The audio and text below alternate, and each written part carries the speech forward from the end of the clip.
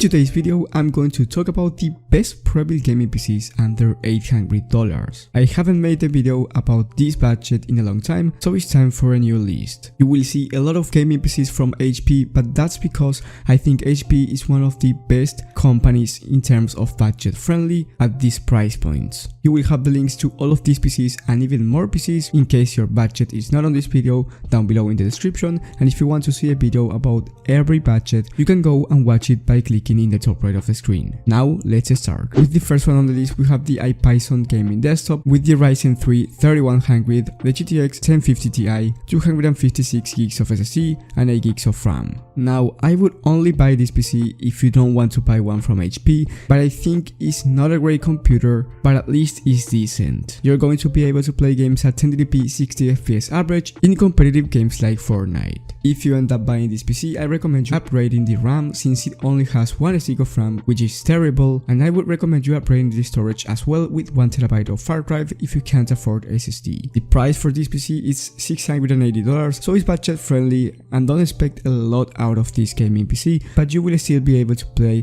at 1080p, even games like GTA 5 at 50 or more FPS average in medium to high settings, so that's not terrible at least. With the next PC, we have an HP Pavilion with a Ryzen 3 5300G, Windows 11, 8 gigs of RAM, but this time at least is 2 sticks of 4 gigs, so it's dual channel, and even though you are not getting 16 gigs of RAM, you are getting more performance out of this. If you click on customize and buy, for $20 more, you can get the GTX 1650 Super, which is really superior from the GTX 1050 Ti, so keep that in mind. You are getting a way better GPU, a better CPU, 2 sticks instead of 1 stick of RAM. This gaming PC is customizable as well, so you can play with the components if you don't like one, and all of these just for $620 if you end up upgrading the GPU to the GTX 1650 Super. So I think for the money that you're paying, this gaming PC is way better in every single aspect. If you have an extra $100, I would recommend going with that terabyte of SSD, which is faster, but if you can't afford it, go with that terabyte of hard drive and upgrade the RAM in the future, if you can't afford it now, of course. With this gaming PC, you are going to be able to play every single esports title at above 60 FPS average, and games like Fortnite and CSGO, you will be able to run it at above 100 FPS average, and this is great if you want to play with a 144Hz monitor. So I think this is a great buy if you're going to buy a gaming PC at $620. I don't think there's a better deal out there at this price point, but let me know if I'm wrong in the comment section and send me a gaming PC that's a better deal than this one. I don't think there is one, but let me know in the comment section if you find one. One thing to mention though about these HP Prebuilt gaming PCs is that these PCs are once in a lifetime gaming PCs. What I mean by this is that if you want to swap components, you can take out the graphics card, the storage and the RAM, but if you want to take out to put it in another case with better airflow, it's going to be impossible. But considering that you're paying $600, I still think that this is a great deal for gaming. With the next gaming PC, we have one from iBuyPower, and we are talking about the Desktop Trace 4 MR182A. Now this one in terms of gaming is going to be a little bit worse than the last one from HP, and I know it sounds crazy because it's $800, so you're spending about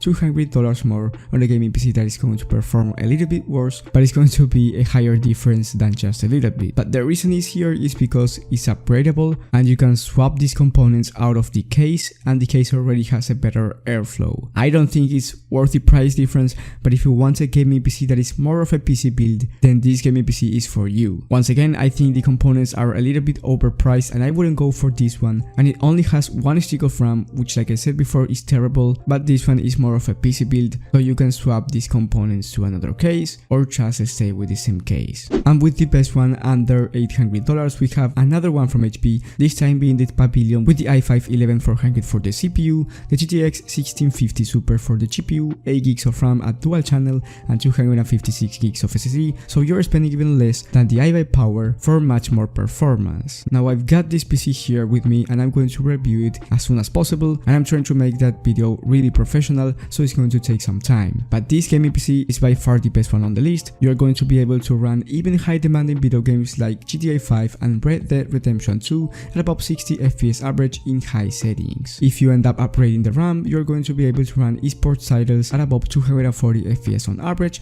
of course depending on the title, but I've tested this gaming PC in Fortnite with 8 gigs of RAM, not 16, and the results were pretty great, above 200 FPS average, and you're going to see that in my next videos. In order to keep yourself updated with this type of videos is by subscribing and clicking the bell button. That's the most important thing if you wanna get updates on these videos. Thank you guys for watching, thank you for the support, and if you like this video, please leave a like, but most importantly, like I said before, hit the bell button and subscribe to this channel, which I upload from 3 to 5 videos a week, so stay tuned for future videos. Thank you guys for watching, and I'll see you on the next one.